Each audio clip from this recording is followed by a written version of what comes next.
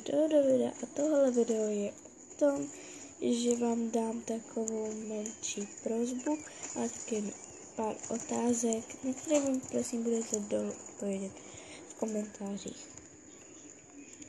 Takže poprvé asi to, že mám prosbu, že vlastně když vydám nějaké info třeba, vy si řeknete, počkejte, co?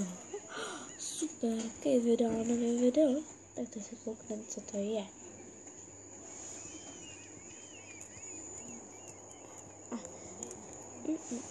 Sakra, to je jenom dobré info.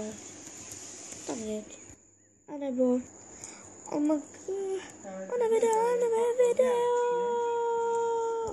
Mami, plus. Mami, plus, jak chci na notebook. Jo, no tak pojď. Jo, Kate vydala nové video, jupi. Jupi, příběh. Kliknu na to. Třetí čas, super. A to mi dost vadí. Protože někdy v těch infách může být důležitá informace. Jako třeba může tam být informace, že končí. A nebo informace, že už nebudu natáčet tak dlouho a nebudu mít třeba čas.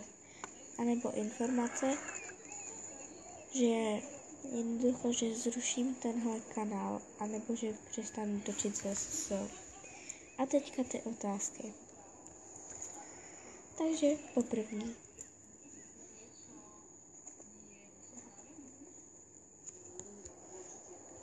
Chcete, aby jsem dál točila? Po druhé, mám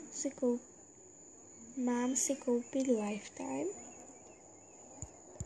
Po třetí, mám prodat nějaké koně.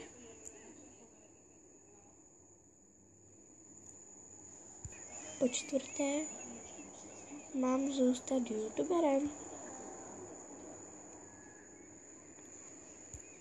A po páté, máte rádi mé videa? Lajkujete je? Tak jo, takže na tohle mi odpovíste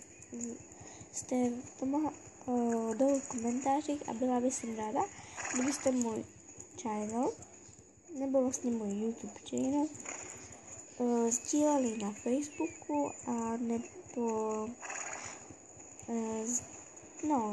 budu ho sdílet sama, to je klip, na YouTube.